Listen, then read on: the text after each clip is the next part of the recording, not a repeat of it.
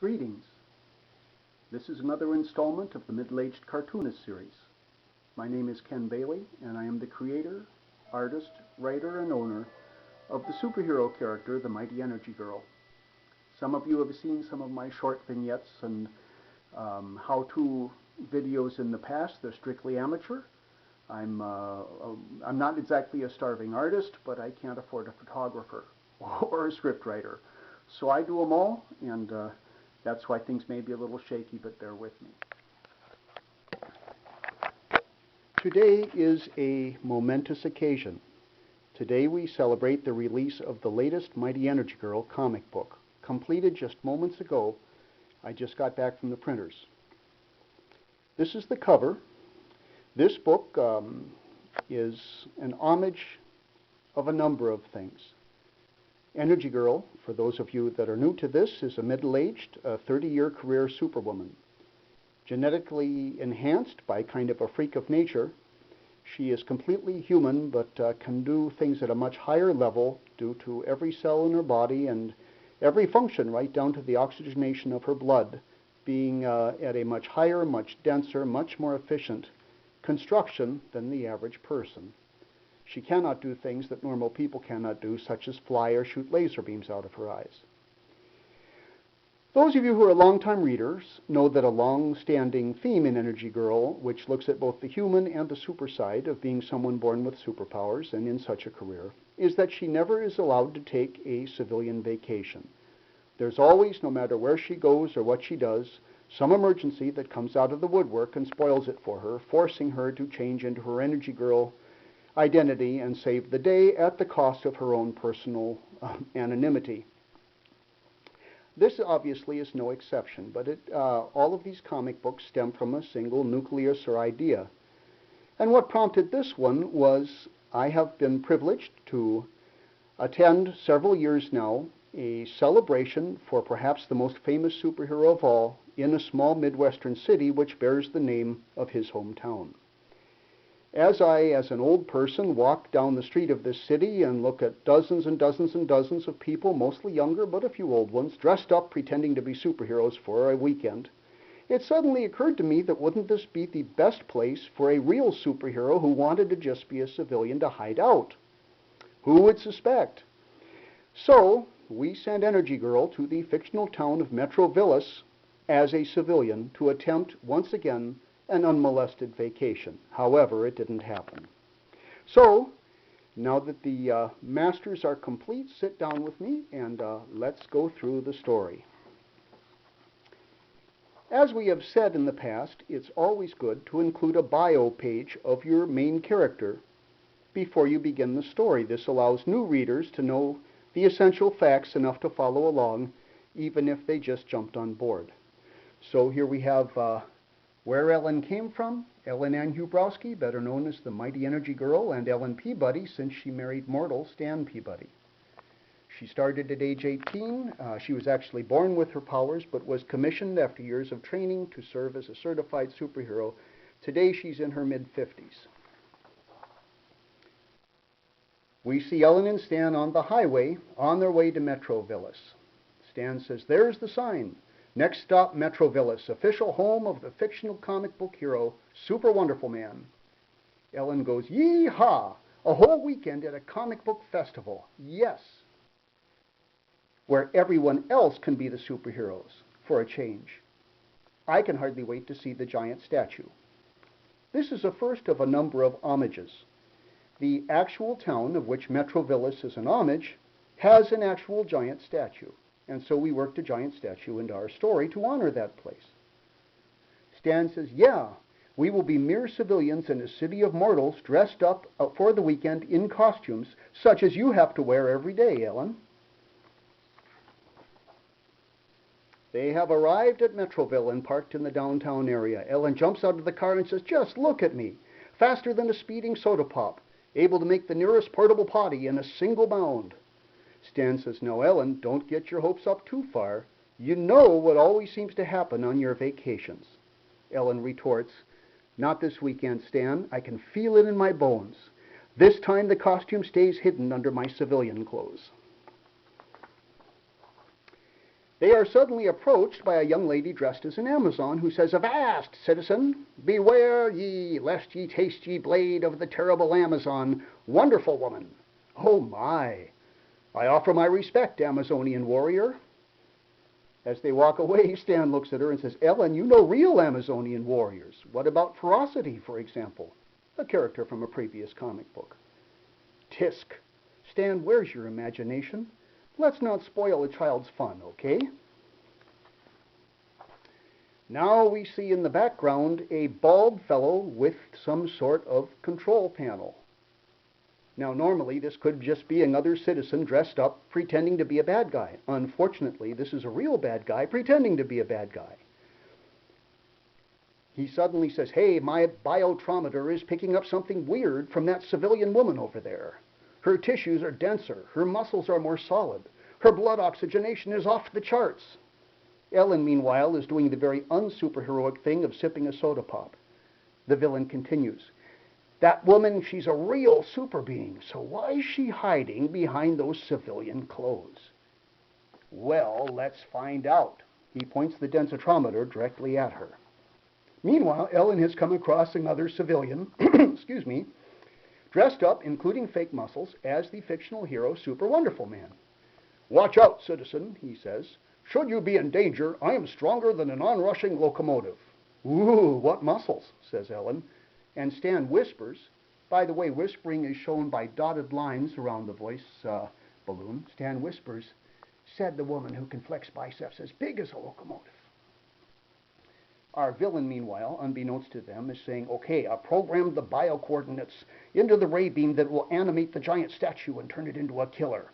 He had planned to do this before Ellen showed up, of course. He just wanted to commit general mayhem, but now there is a specific means to his madness.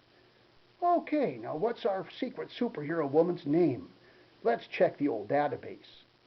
It's a frequent gag in Energy Girl that you can find anything on the internet if you look long enough. Let's see. There she is. That must be Energy Girl. Well, hello, Energy Girl. Okay, activate the animation module. Animate the statue at its molecular level. Install the artificial intelligence. Upload. A creaking is heard in the background, and Stan the mortal, ever on the being mortal, ever on the concern, he's the worrier, says, "Ellen, did you hear something?" "Stan, don't be so paranoid." Another creak. "Ellen, I heard it again. It seems to be coming from the town square, you know, where that big statue is." "Stan, it's just the crowd. Please ignore it. By the way, inside joke, Ellen is looking at superhero action figures."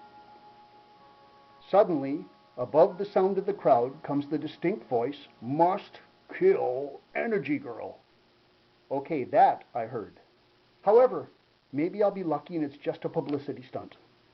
Okay, Ellen's really reaching for her hopes here, because if it was a publicity stunt, how would they know about Energy Girl? None of them have ever heard of her. Okay, here's a little inside joke. This page was the very first page of this story. It and the following page were drawn 3 years ago and not taken any further until now. Ellen is gloating.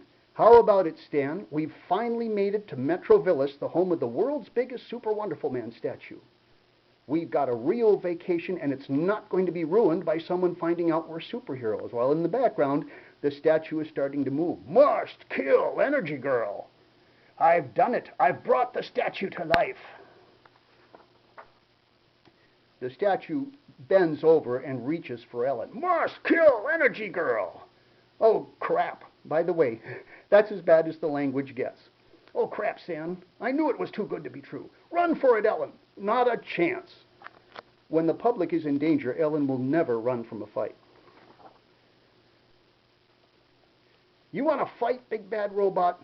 You want to force me out into the open, big bad bald man? Okay, you put people in danger. I'm going to put that robot in the junkyard." "Ellen, please be careful. We're in a very populated area. Gather up my civilian clothes, Stan. Your wife has to go to work now." We see the public is starting to run. One of the prerequisites from almost any monster movie or superhero story is when the threat is revealed, the public panics and runs. That creates a sense of danger where nobody's actually really getting hurt yet. Ellen, who cannot fly, can leap a pretty good distance, not over a building, but she can leap about 20 feet into the air, and as the statue is 15 feet high, he's within range. What does this mean, says one of the public. It means that shortly Metrovillis is going to need a new statue. Must kill EnergyGirl. Off screen, a citizen says, hey, look over there. Cool special effects. That looks just like real. Stan says, E-Girl, no, that statue is a landmark. Ellen manages to land on the statue's shoulder, grabs it under the chin and behind the head, and says, get it off me, get it off me. Oh, I'm going to get it off you. I'm going to rip your head off, statue man. However, she speaks too soon. A giant fist comes up and grabs her around the waist and pulls her free. No, I mean it. I can rip your head off. Please don't make me hurt you. Must kill EnergyGirl. Rats. Must kill EnergyGirl. Obviously, this statue doesn't have a whole lot of vocabulary. Stop trying to kill me, says Ellen. Think about your actions. Resting her arm on his closed fist, she gestures at him and says, it makes no sense. It certainly isn't in your best interest. You let a little bald crackpot guy push your buttons. You endanger innocent people who have done you no harm. And you force me to kick your butt and to destroy you. Ellen obviously is an optimist. The statue is very aware that she's speaking to him from inside his closed fist, but Ellen goes on, if you don't think I can destroy you, I can. Think again. I am very strong. Flexing one of her trademark biceps, she says, just think. Take a look at these. Well? To which the statue dashes her to the ground. Must kill EnergyGirl. Angrily, Ellen gets up and says, who am I kidding? I'm trying to reason with a machine. She notices a large sedan nearby and says, whoever owns this car, the city of Fairview owes you a new one. Uh-oh. Meanwhile, on the ground, two civilians dressed as superheroes have discovered Stan. Remember, Stan and Ellen came in together and they were spotted. Hey, that's him. That guy was with the woman who became EnergyGirl. All right, pal, are you a superhero too? Neither Stan or Ellen are very fond of lying, so they look for other things to say that will still throw people off the track. I'm a mortal. A mortal. Well, who are you then? Her trainer? Her manager? Her husband? Ladies, you're just going to have to understand, I was just as surprised as you by this. The ladies aren't listening. They are screaming, and out of the sky comes the unconscious statue. Wham! Okay. The cat is out of the bag. Ellen climbs atop the downed statue as a crowd is starting to gather and says, take your pictures quickly, folks. I'm scanning the crowd around you right now. I'm looking for someone. This situation was not the fault of Super Wonderful Man. It was the fault of a single individual, who I have just spotted. So if you will excuse me, the crowd is already starting to pepper her with questions. However, soon she's found the one she is looking for. Okay, now there's only one little detail left to clean up. Listen, fella, I know it's you. Your animated statue wasn't intimidated by my muscles. Now let's give you a turn. So she leaps. Go ahead and run, you coward. You can't escape from old Muscle Maid. By the way, another long-standing gag in this series has